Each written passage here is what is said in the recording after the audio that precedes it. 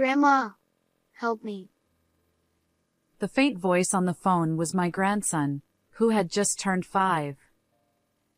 He was hot and struggling to breathe, unable to get out of the car, and sent an SOS. I hurriedly found the car, broke the window with a nearby rock, and opened the door. Inside the scorching car, which must have been over 104 degrees Fahrenheit, he was limp. Not seeing my daughter, I opened the trunk, fearing the worst, and found her lifeless body. What has he done? I can't forgive him. I vowed to take revenge on my son-in-law. I am a 60-year-old housewife living in a small, nature-rich rural town. There are mountains here that have been passed down through generations, and I spend my time occasionally patrolling and managing it. Since my husband passed away 5 years ago, I have been living alone, but my daughter Andrea lives nearby, so I don't feel too lonely. She often brought my grandson Liam, who had just turned 5, to visit, which I enjoyed. Grandma, I want to go for a walk in the mountains today. Liam loves nature, probably influenced by my son-in-law Noah. My daughter used to run around the fields and mountains when she was little, but she became more of an indoor person over time. So, I was surprised when she told me she was marrying Noah, who loves camping. When they got married, Noah was excited to learn that I managed the mountains and asked if he could use it for camping. I agreed, thinking it would be fine for family use. He seemed to enjoy going to the mountains with Andrea and sometimes camping alone. After Liam was born, he often went out alone. One day, I noticed an unfamiliar car frequently entering and leaving the mountain. Feeling uneasy, I drove deeper into the mountain and saw barbecue coals, picnic sheets, and scattered trash. The place, usually filled with clear air and tranquility, was now in disarray, making me anxious. The only person allowed to enter the mountain is Noah. Could it be him? I couldn't stand the thought and immediately took out my cell phone. Noah, I have something to ask you. Have you used my mountain for camping recently? There are coals and picnic sheets left behind. No, it wasn't me. Stop accusing me, he said curtly before hanging up. His cold response made me even more suspicious, but without evidence, I couldn't say anything more. The following weekend, I went to check the mountain again. Once more, it was in the same disarray as before. I couldn't help but think that my son-in-law might be involved. Anger welled up inside me, and this time I called my daughter. Do you know if Noah was camping on my mountain last weekend? I didn't get any notice. Yes. I think he said he was going. Andrea's response was hesitant, and she didn't sound very energetic. The camping gear and trash were left behind. If he doesn't clean up properly, I can't let him use the place anymore. Can you tell him that? I'm sorry, okay. Is something wrong? You don't sound like yourself. Yes, just a bit. Her unusually heavy tone and different demeanor made me worry even more. You can tell me anything. What's going on? Thanks. But it's okay. It's not clear yet. I'll talk to you later. With that, Andrea hung up before I could respond. Is she troubled by something? But I can't force her to talk. I spent the following days feeling uneasy, unable to get my daughter or the trash on the mountain out of my mind. That day, despite summer nearing its end, the lingering heat was intense, and the temperature kept rising since morning. As I was taking a break after returning from shopping, my cell phone rang, and I saw it was from my daughter. Hello? Andrea? Grandma, help me. It's so hot. It wasn't my daughter, but my grandson's faint voice that I heard when I answered the phone. Liam. What's wrong? Where's your mom? His voice was broken and I could hear his heavy breathing. It was clear that something was seriously wrong. Dad said we were going camping. We got in the car. But I fell asleep. And when I woke up, Mom was gone. I can't move. Hearing my grandson's crying voice, my mind went blank. I couldn't imagine what was happening. It's okay. Grandma will come to help you right away. Do you know where you are?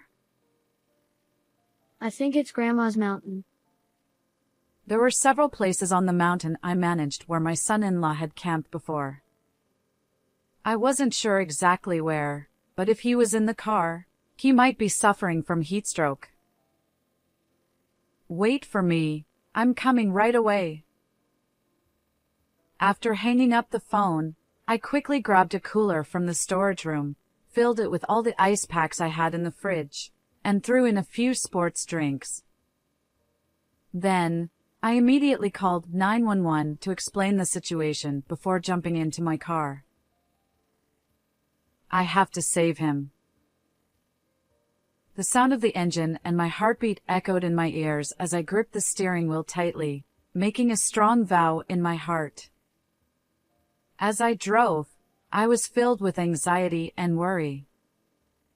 Because of that, the familiar mountain path looked different than usual. I'll have to check each potential spot one by one. At the first and second locations, there was no sign of anyone, just the clear air and the rustling of the trees. Feeling the sweat running down my back, I headed to the third open area.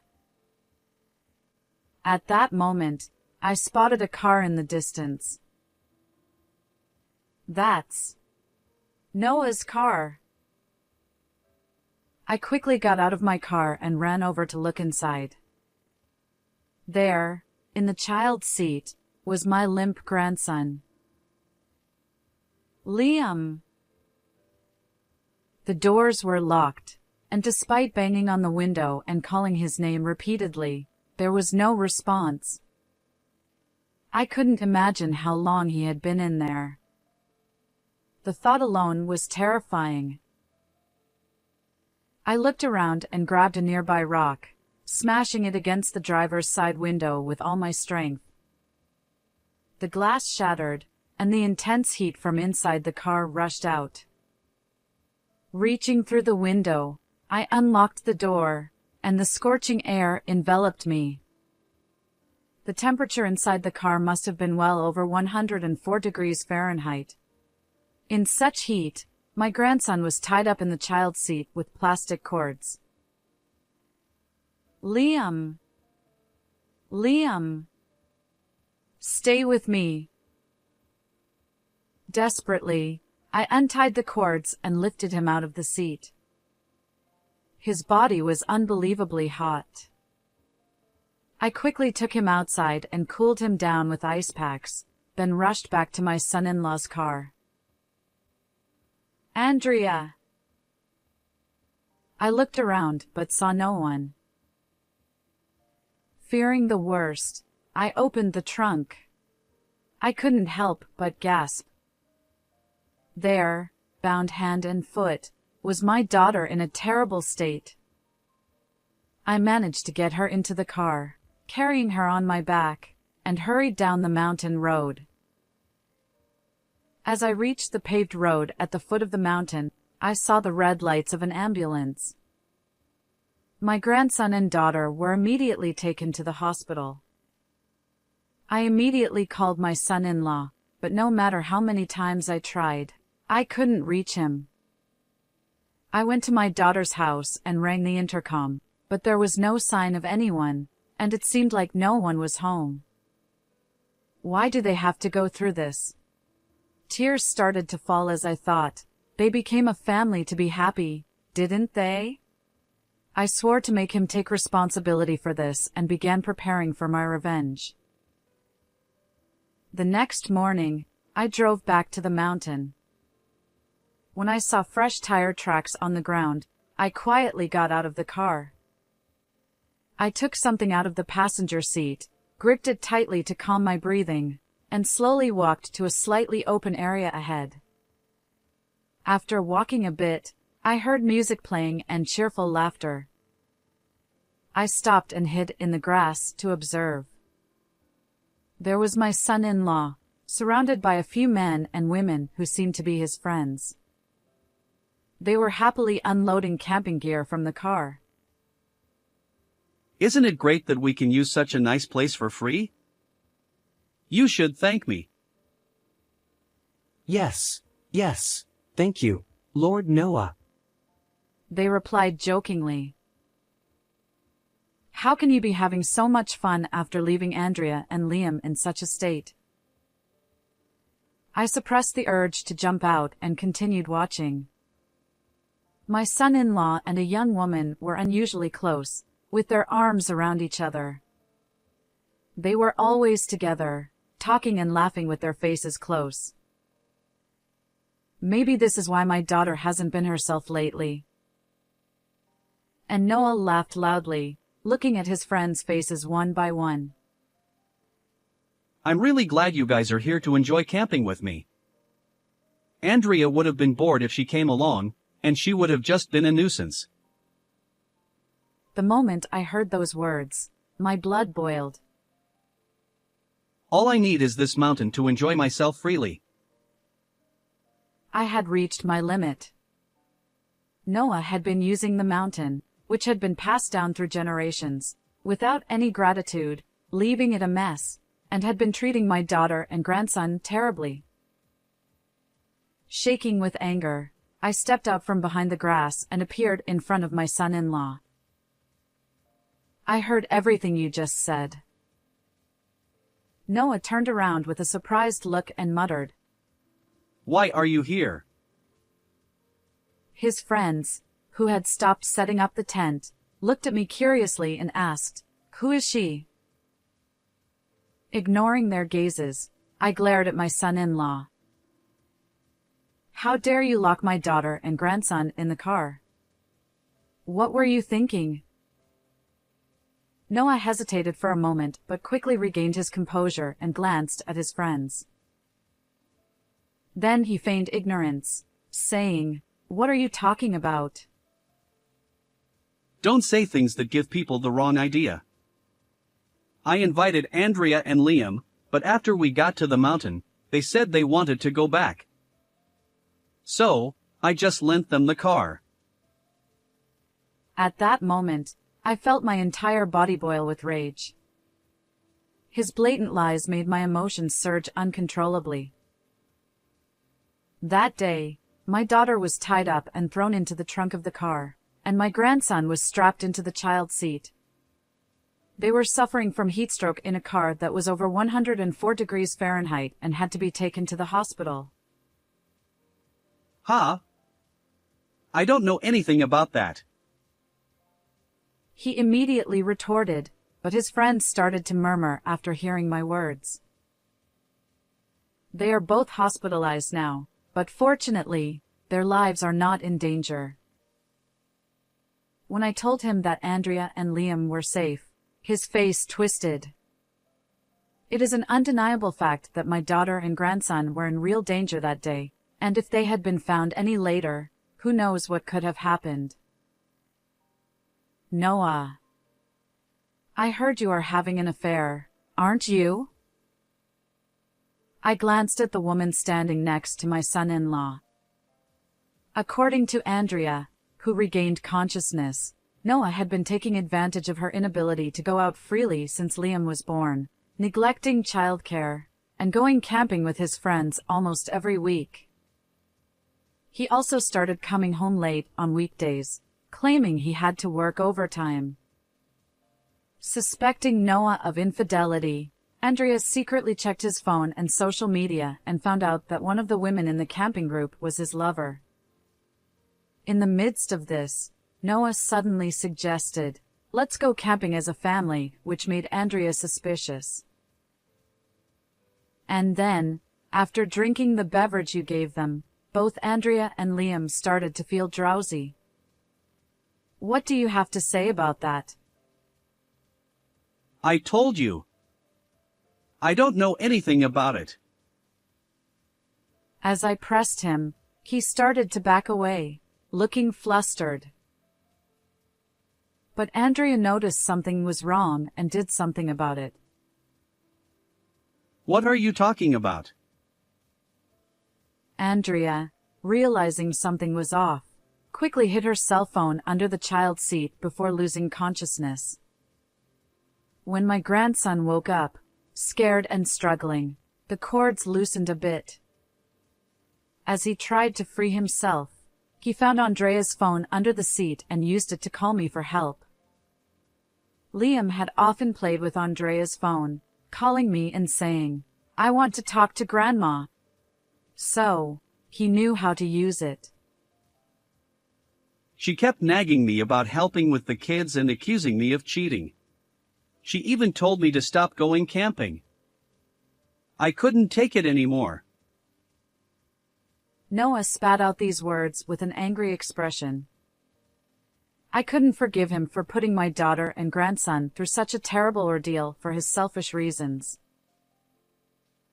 I don't want you on this mountain anymore. Leave right now. What? Don't you dare order me around. He turned red with anger and raised the camping knife he was holding, rushing towards me. His friends screamed in fear. I quickly sprayed him with the bear repellent I had in my hand. This is a spray I carry when watching over the mountain, just in case. It contains chili pepper extract, which is very irritating to the eyes and throat. Of course, it's not meant to be used on people, but I felt my life was in danger and had no choice but to use it. I have this, so I'll be fine. I told myself to muster up the courage and confronted him. Ah! Noah screamed and turned his face away. Although he was about 9 feet away and didn't get a direct hit, the spray was strong enough to make him cover his face. Unable to open his eyes, he staggered backward, groaning. At that moment, someone shouted, "Watch out behind you!" Ah! Noah lost his balance and tumbled down the 30-foot slope. When I hurriedly looked down, he was crying and reaching out to me. Someone, help me, please. He kept pleading for help, but none of his friends moved. They whispered among themselves, "Did he just pull a knife on her, and isn't this Noah's land?" They seemed completely put off by his actions. His friends quickly packed up their camping gear into the car and left, saying, "We're sorry," as they hurried away. "You will pay for your crimes," I declared, looking at Noah lying on the slope. Ugh, they were saved, right? So it's fine now, just help me already. His selfish words pushed my anger beyond its limits. What are you talking about? Their lives were in danger. I'll call the police for you. Until they arrive, you can cool your head there. With a sigh, I left the scene. As I got into my car, Noah's pitiful cries for help echoed through the quiet mountain. A week later, the police contacted me, saying they had found a man matching the description I had reported. It was Noah, who had been found emaciated and in tatters after being rescued by the police. He had tried to escape from the spot where he fell, fearing arrest. Without a compass, he had wandered off the path and nearly got lost in the mountains. I told the police about what he had done to my daughter and grandson and his unauthorized use of the mountain. As a result, Noah was arrested. The incident made a small headline in the local newspaper. My daughter and grandson recovered and were discharged from the hospital. Of course, she divorced him and demanded $100,000 in alimony, medical expenses, and child support. They have now moved in with me, and the three of us are living together. I decided to sell the mountain I had been managing. Partly due to my age, but also because I didn't want to tie my daughter to this place. My grandson was sad that he wouldn't be able to go to the mountain he loved, but he smiled and said, "But it's okay because I can be with Grandma." His smile and words warmed my heart like sunlight filtering through the trees. How did you like this story? Please don't forget to subscribe to the channel. See you in the next video.